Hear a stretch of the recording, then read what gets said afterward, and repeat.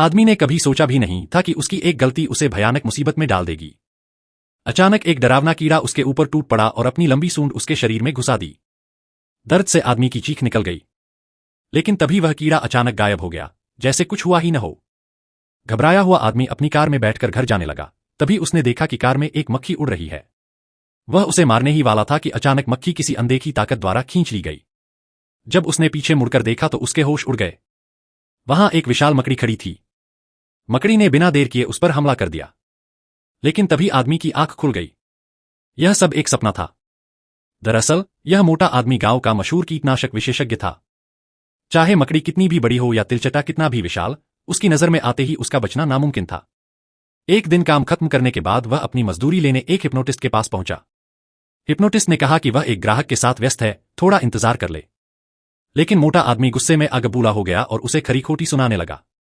आखिरकार हिप्नोटिस्ट ने उसे पैसे देकर वहां से भेज दिया, लेकिन मोटे आदमी ने बदला लेने की ठान ली। उस रात वह चुपके से हिप्नोटिस्ट के घर में घुस गया और पूरे घर में तिलचटे छोड़ आया। अगले दिन उसे एक रहस्यमयी व्यक्ति का फोन आया। वह उसे एक अधूरी इमारत में ले गया और बोला कि उसने यह जगह खरीदी है, लेकिन यहां रहने वाले परजीवियों की वजह से काम नहीं हो पा रहा। असल में वह बेघर लोगों की बात कर रहा था। उसने मोटे आदमी को उन्हें खत्म करने के बदले बड़ी रकम देने का लालच दिया। पहले तो मोटे आदमी ने मना कर दिया, लेकिन पैसे देखकर उसका ईमान डोल गया। आधी रात को वह जहरीली दवा लेकर उस इमारत में पहुंच गया। पहली बार किसी इंसान को मारने जा रहा था, इसलिए काफी घबराया हुआ था। तभी एक बेघर आदमी ने उसे देख लिया। घबराहट में उसके हाथ से जहरीली दवा खाना पकाने वाले बर्तन में गिर गई। जब बेघर आदमी ने उसे पकड़ने की कोशिश की तो उसने जबरदस्ती जहर उसके मुंह में डाल दिया। वह आदमी तड़पने लगा और डर के मारे मोटा आदमी वहां से भाग निकला। उसे पता भी नहीं चला कि जहर पहले ही पूरे खाने में मिल चुका था। अगली सुबह जब वह वहां पहुंचा तो पूरी जगह पुलिस से घिरी हुई थी। सभी बेघर लोग मर चुके थे। वह अपने पैसे मांगने के लिए उस रहस्यमयी व्यक्ति को फोन करने लगा, लेकिन नंबर बंद था। उस रात से उसकी जिंदगी बदल गई। उसे अजीब-अजीब सपने आने लगे। कभी उसे लगता विशाल मच्छर उसका खून चूस रहा है, कभी कोई राक्षसी मकड़ी उसे निगलने दौड़ रही है। हर बार वह चीखते हुए जाग जाता। धीरे धीरे उसे समझ नहीं आने लगा कि क्या सच है और क्या भ्रम। आखिरकार वह मदद के लिए उसी हिप्नोटिस्ट के पास पहुंचा।